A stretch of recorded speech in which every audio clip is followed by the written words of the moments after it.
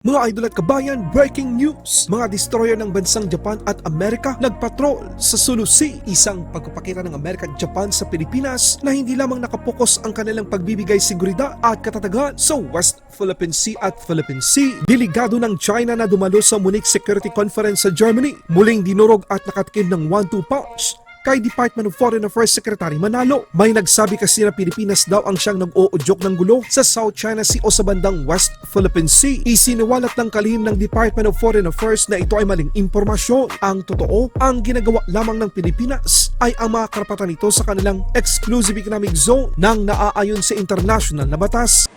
Precisely.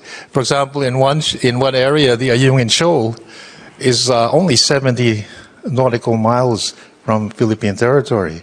Yet we had experienced many incidents preventing our ability to resupply our ship on the shoal by China. Commanding Lieutenant General ng Philippine Army ibinunya na nasa proseso na sila ng pagkuha ng short-range missile defense system. That the Army will acquire short-range air defense system, and this is now in operation, meaning the mechanism to acquire it is being undertaken. Eroplanong mandirigma na Dassault Rafale ng France dumating sa Pilipinas. Amerika at Israel may banta sa Iran nuclear program. Ayon sa Amerika, mas maiging bombahin na ito habang maaga pa. Sang-ayon ba kayo dito mga kabayan? Amerika inilahad na ang kanilang mga barkong pandigma ng bansang Japan ay nagpatrol sa Sulu Sea. Ito ay matapos mapabalita na ilang mga barkong pandigma ng People's Liberation Army Navy ang pumasok sa karagatang nasa loob ng Pilipinas. Ang US Navy RD Bear-class Guided Missile Destroyer, USS Dewey DDG-105 at Japanese Maritime Self-Defense Force Asahi-class Destroyer GS Asahi DD-119 ay nagsagawa ng combined operation sa Sulu Sea. Ayon sa inilabas na opisyal na pahayag ng Departamento ng Depensa ng Amerika, ang combined operation na ginawa ng US Navy at Japan Maritime Self-Defense Force ay isang patunay na masigurong ligtas at makapag-operate saan man pinapayagan ng international na batas. Nagsagawa ng dynamic maneuvering at communication drill ang mga barkong pandigma ng Japan at Amerika. Sa pamamagitan nito, mas mapapahusay pa ng dalawang bansa ang kanilang kakayahan kasama ang mga kaalyado ng Indo-Pacific region, kabilang na ang Pilipinas. Isa itong malaking tulong sa seguridad ng bansa dahil mas napapadalas pa ang pagpapatrol ng Amerika lalo na ng Japan sa mga nasasakupan at archipelagic waters ng Pilipinas. Mga eroplanong mandirigma na Dassault Rafale ng France dumating sa Pilipinas.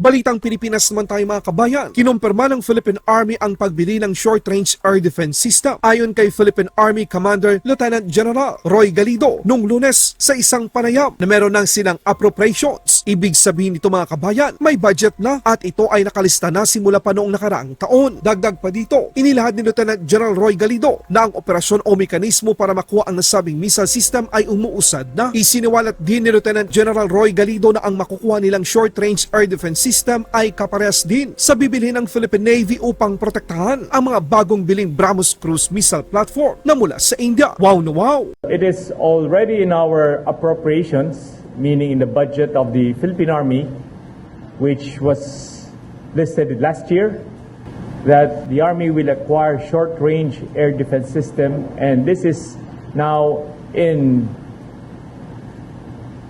operation, meaning the mechanism to acquire it is being undertaken. Sa ibang balita naman, China, muling pinatikim ni Department of Foreign Affairs Secretary Manalo ng isang 1-2 punch sa Munich Security Conference kung saan naroroon din ang representante ng iba't ibang bansa sa Europa, Amerika, Singapore at maging sa China. Ayon sa host ang kanyang mga impormasyong nakalap na posibleng galing sa China, Pilipinas raw ang siyang nag-uudyok ng gulo sa South China Sea. Pero sa kanilang pag-uusap ni Secretary Manalo, napag-alaman nito na dinedepensahan lamang ng Pilipinas ang exclusive economic zone nito. Dito hinimay-himay ni Department of Foreign Affairs Secretary Manalo ang katotohanan. Isinawalat niya sa Munich Security Conference ang pangaras na ginagawa ng China sa bawat resupply mission na ginagawa ng Pilipinas sa Ayungin Shoal na kung saan ito ay mahigit 200 milya na ang layo sa China. I was in Beijing last month for several meetings as well as the US-China dialogue, Track 2 dialogue.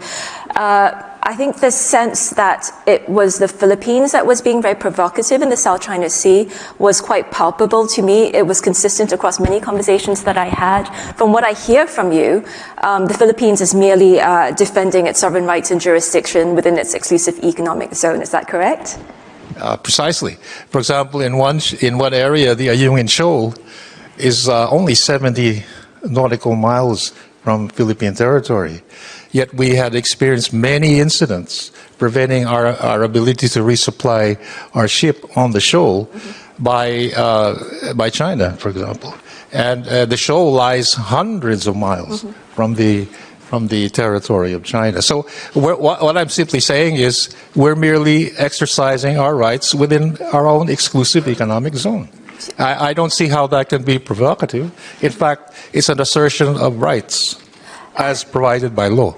Ipinaliwanag din ni Secretary Manalo na hindi pag-uudyok ang ginagawa ng Pilipinas. Ito ay paghayag ng mga karapatan sa ating exclusive economic zone. Sa katunayan, bilang patotoo, suportado ng mga bansa sa Europa, Amerika, Japan, South Korea, Canada, Australia, New Zealand, ang ginagawa ng Pilipinas ay naaayon sa international na batas. Dagdag pa ni Secretary Manalo, bukod tanging China lamang ang nagsasabi na isang provokasyon ang ginagawa ng Pilipinas.